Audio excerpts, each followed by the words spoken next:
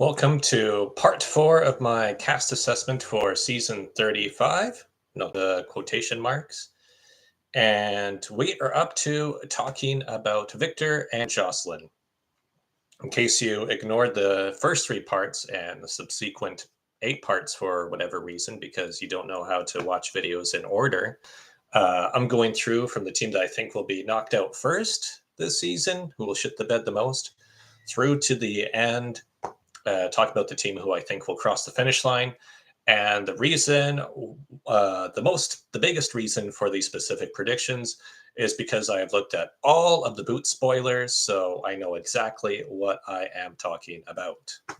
Just kidding. As always, I'm screwing with you.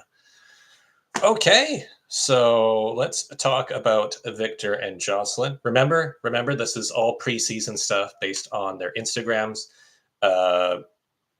Interviews and whatever activity they've had online. So it's a lot of information. So whatever I say now, I will stick to permanently. I'm not going to be like James Earl from Racers Recap and say, well, my opinion could change based on the first episode. Don't be offended. You know what? I'm a genius, so I know I always know what I'm saying when it comes to the Amazing Race. I'm the TARstorian for a fucking reason. That was too strong of language. Okay, so Victor and Jocelyn. One thing really stands out about this team. They're from Albuquerque. Breaking Bad, Breaking Bad, Breaking Bad, Breaking Bad, Breaking Bad. They're from Albuquerque, New Mexico. Another thing that really stands out about them is they are 49 years old, or at least one of them is. Just like with Robin and Chelsea, I just only wrote down one number. I think from now on, I got to write down 2 numbers for their age, even if they share the same age. I believe they are the oldest couple we've had in a long time. Ever since Bill and Kathy, since season 19, the American version of The Amazing Race infamously dropped down in age for who they cast. And then anytime they had an older couple, boy, oh boy, were they gone first. It took COVID to get a team in their 40s to cross the finish line first. Just a heads up, if you are a couple in your early 30s, you tend to have the best chance of any dynamic to win the season.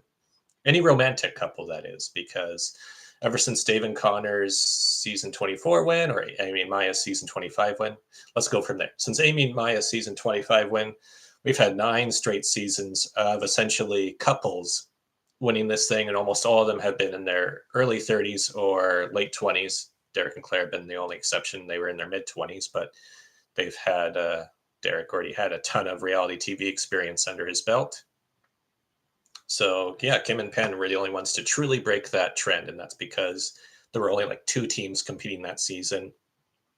And Aaron and Arun and Natalia were saved by 3 non-eliminations or eliminated 7 times or something like that during the season. Okay, so another thing that stands out about Victor and Jocelyn is that they share a lot of teams have been comparing them to Hung and Chi. In fact, in a lot of the comments for different cast assessment podcasts, and as well by the podcasters themselves over the past week, there has been a lot of tongue-in-cheek humor, as they really pointed out one thing that these 2 teams have in common, and that is that they are both using a single backpack this season. For some reason, people forget that Bacon and Tori Spelling from season 30 of The Amazing Race also used a single backpack. But for some reason, everyone compares them to Hung and Chi because they use a single backpack. There are no other similarities between these 2 teams. Yeah, and there's one other thing that they have in common with Hung and Chi that I'm trying to think of off the top of my head. Oh, Hung and Chi were also the older couple from their season. Oh, and just a note from my previous video about Rob and Corey when I struggled like an idiot to think of other father-son teams. As soon as the video was done, I was thinking, oh, Frank and Jerry from season 32. I didn't need them as an example since they also sucked during their season. And also Stefan and Antoine from Amazing Race Canada 4 that nicknamed themselves Team Neuf, which was that's French for 9, and they finished 9th place in season 4. Boy, oh boy, when I made jokes about that. Stefan and Antoine's sister was not happy with me. I think she reported my account to Facebook because I had the super Kawaki part in my middle name.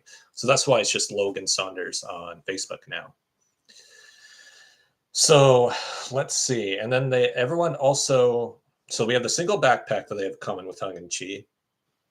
The fact that they are the older couple, or perhaps the oldest couple from their season, the oldest romantic couple. And there is one more thing that they have in common, and that is they are both Asian. Yeah, they are both. Yes,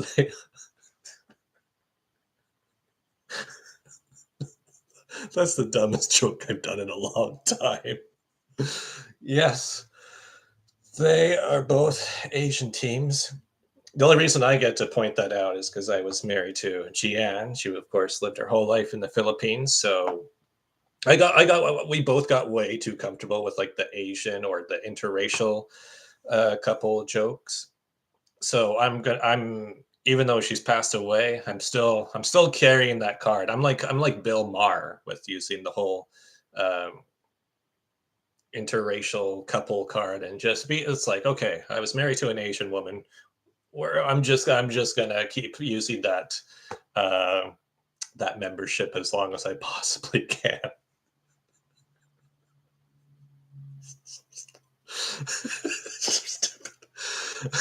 Okay, so Jocelyn Victor met at a school dance college. That's also one thing they had in common with Hung and Chi. I think Hung and Chi also met at a school dance college. That's why everyone keeps making those comparisons.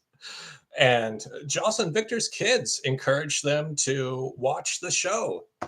So I'm sure Hung and Chi's kids also had them watch the show. They became super fans and said, "Mom, Dad, you gotta watch the show. It's awesome. You should be on it one day." And then 20 different recap podcasts can talk crap about you for the next several weeks. Hung and Chi have pretty much left the internet very quickly. Social media was not kind to Hung and Chi for being part of the Mine Five. Just ask Will and James about that. Also, one thing I need to point out. I know we're talking about Hung and Chi a lot. Victor and Jocelyn are just going to be attached to them permanently until tonight's episode airs. But Hung and Chi, a lot of people can remember who is Hung and who is Chi. Who was Hung were those two musicians from season 30. What were their names? Chris and Trevor? Let's confirm it, because then everyone will say, "Oh no, they weren't Chris and Trevor. They were actually they had two different names." You don't know anything. Why are you calling yourself a TARstorian? Let's see, who were they? Were they Chris? Yeah, they were Chris and Trevor. I was right. Awesome. I feel really smart about that. So yeah, we had so yeah, that's how we know who was Hung. Chris and Trevor were very hung. And then, okay, I'm just kidding. Hung is the woman, because the joke is that, oh, I want the man to be Hung and I want the woman to be Chi. But really, Hung is the woman and Chi is the man. Chi is the man. It ain't easy being cheesy. Yeah, I hear Asian Americans love it when you make puns based off of their names from their country of birth or based on their ethnicity or nationality. I hear they love that. I hear that's just something they love about being part of American culture or any Anglophone country. Yeah, at least Victor and Jocelyn don't have to worry about those idiots for this season. Let's see. I got way off track here with the Hung and Chi stuff. Let's separate that. What makes Victor and Jocelyn unique? Victor, of course, has all of these videos of preparing for the Amazing Race, hence why I gave him the nickname Slick Vic. Granted, I've never seen Victor wear an eye patch, so he needs to get a start on that. Or Big Poppa Vic. I can't figure out which nickname I want to go with for Victor. Let's see. And oh yeah, let's see. Oh yeah, in Croqueta chat, that's with Lewis and Michelle and some guy called Mike. Lewis and Michelle from season 34, and then Michelle's brother Mike coordinated the podcast with them. I just watched their podcast last night, And Mike said he had a lot of tongue-in-cheek humor about tongue-in-cheek as well. And he said he kept talking about tongue-in-cheek. And I was thinking, oh, tongue-in-cheek, that sounds like one of the DVDs that everyone talks about that I have in my collection of adult reality TV films, tongue-in-cheek. Okay, let's see. I didn't have anything unique else to write about about Victor about Victor and Jocelyn. They nicknamed themselves Team Raytail Love. That's where you can find them on their Instagram. And I have to say, when I made this 10th place assessment for Victor and Jocelyn, I know I'm going to be wrong, and for one major reason, and that is because apparently they're going to start their own weekly recap podcast. So, in case you don't know, in recent seasons, a lot of teams do their own episode recaps week to week. Justin from Races Recap was messaging me if he had the first ever Amazing Race Contestants Recap podcast, and that is no. Joey and Megan had their own individual recaps while season 22 of Amazing Race was airing. For some reason, they didn't want to do episode recaps when they're on season 24. Something to do with the whole cast hating their own season and the fact that they only lasted 3 episodes. And really the only claim that Justin and Racers Recap can probably claim is that it was the first podcast with alumni that did live recap podcasts, because Joey and Megan also individually interviewed Jessica and John, or Jessica and Saunders, on their podcast, so they can't even claim that record as well. But over the past couple seasons, teams that are actively in the season do their own episode recaps. That's definitely become a recent trend. And teams that have done it right from episode 1 have finished 5th place or better every single time. So other teams like Glenda and Lumumba started doing their own episode recaps, but they finished the season in 7th in season 34. Other teams did one-off podcasts like Linton and Sharik. They also did one addressing Sharik's meltdown last season. Arun and Natalia, although they finished 4th and 10th and 9th and however many times they got eliminated, they also eventually started doing their own episode recaps due to popular demand. So the fact that Victor and Jocelyn are doing their own episode recaps, it seems a bit of a waste of time if they're only going to do 2 or 3. So I have to presume that my 10th place assessment is going to be way off, and they probably make a deep run in this season. So that's one prediction that I'm just conceding is going to be wrong. But because I'm honest with y'all, I kept the 10th place finish there. But expect them to do a lot better than what I presumed, and what many of you also likely presumed. One obvious advantage, of course, is that Victor and Joss, no, obvious, presumed advantage, is that most of the season is the majority of the season from all the leaked locations that CBS has publicly confirmed now. It's public information. Most of it is going through Asia. And that means they're going through, especially like Thailand is going to be the first destination. So I think the majority of the season is in Asia. So you think Victor and Jocelyn would have an advantage, but who knows? They may have never, ever traveled to Asia in their entire lives. We don't know.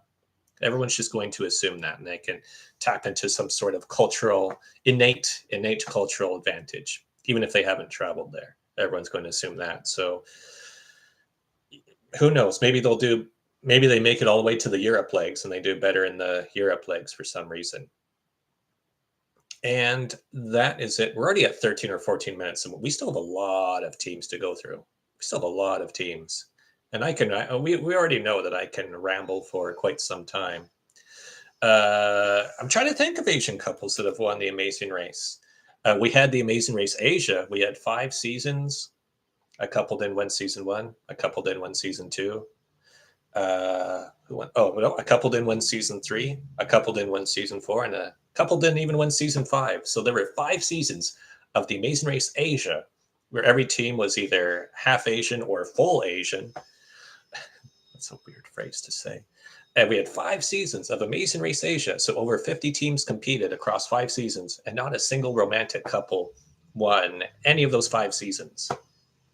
I think in China Rush, we may have had a couple win one of those seasons. And we also had 4 seasons of Celebrity China version. So, and they only had like 7 or 8 teams per season. So you figure one of those teams was a couple that won it. And Amazing Race Vietnam, there were 6 seasons of Amazing Race Vietnam. Yeah, 6 seasons. So I'm not going to bother because it's Amazing Race Vietnam. I only cared about the time they went to North Korea for an episode. So outside of that, Asian American couples do not do well on the Amazing Race.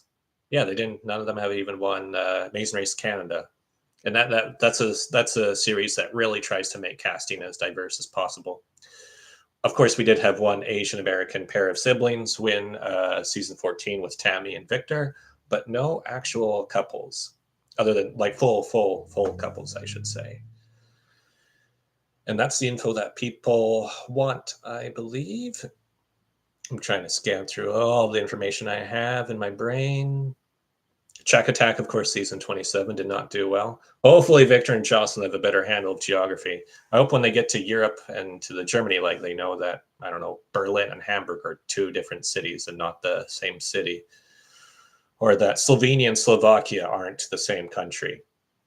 That would be embarrassing. All right. I think that's it. I think we should move on to the next team. Peace out, and I'll see you in a few minutes or 15 minutes, depending on how much I ramble, for the next one.